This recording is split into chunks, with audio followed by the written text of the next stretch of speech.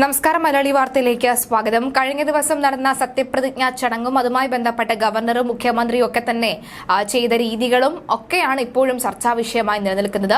അതിനിടയിൽ കഴിഞ്ഞ ദിവസം രാജ്ഭവനിൽ നടന്ന പുതിയ മന്ത്രിമാരുടെ സത്യപ്രതിജ്ഞയ്ക്ക് ചെലവായ തുക ഇപ്പോൾ ചർച്ചയാവുകയാണ്. കഴിഞ്ഞ ദിവസം 5 ലക്ഷം രൂപയാണ് കഴിഞ്ഞ ദിവസം ആ 2 മണിക്കൂർ നേരം നീണ്ടുനിന്ന സത്യപ്രതിജ്ഞാ ചടങ്ങിന് വേണ്ടി ചിലവായത്. 5 ലക്ഷം രൂപ സത്യപ്രതിജ്ഞയ്ക്കുള്ള ചെലവിനായി 5 ലക്ഷം രൂപ അനുവദിക്കണമെന്നാവശ്യപ്പെട്ടാണ് ഗവർണറുടെ സെക്രട്ടറി ഡിസംബർ 22-ന് മുഖ്യമന്ത്രിക്ക് കത്ത് നൽകിയിരുന്നത്.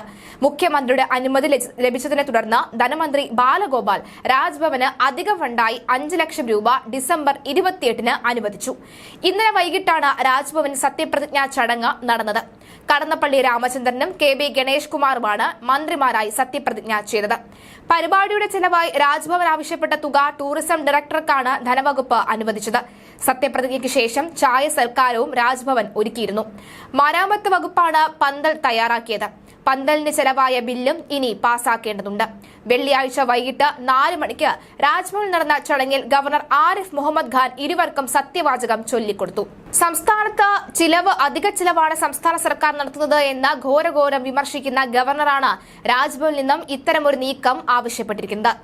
900 പേർക്ക് ഇരിക്കാവുന്ന ഗംഭീര പന്തലാണ് കഴിഞ്ഞ ദിവസം ഒരുക്കിയത്. മാത്രമല്ല, പന്തലിന്റെ ചിലവ് വേറെയാണ് ഉള്ളത് എന്നതും വ്യക്തം. എന്തായാലും 5 ലക്ഷം രൂപ കൊണ്ട് അവിടെ എന്തൊക്കെയാണ് ചെയ്തത് എന്ന് അറിയില്ല എന്നാണ് സമൂഹ മാധ്യമങ്ങളിലെ പലതരത്തിലുള്ള വിമർശനവും. പ്രതിപക്ഷം ചടങ്ങ് കഴിഞ്ഞ ദിവസം ബഹിഷ്കരിച്ചിരുന്നു. ക്ഷണിതാക്കൾക്ക് മാത്രമേ ചടങ്ങിലേക്ക് പ്രവേശനം ഉണ്ടായിരുന്നുള്ളൂ. സത്യപ്രതിജ്ഞയ്ക്ക് ശേഷം മുഖ്യമന്ത്രിക്കും മന്ത്രിമാർക്കും ഗവർണറുടെ ചായ സൽക്കാരം ഉണ്ടായിരുന്നു.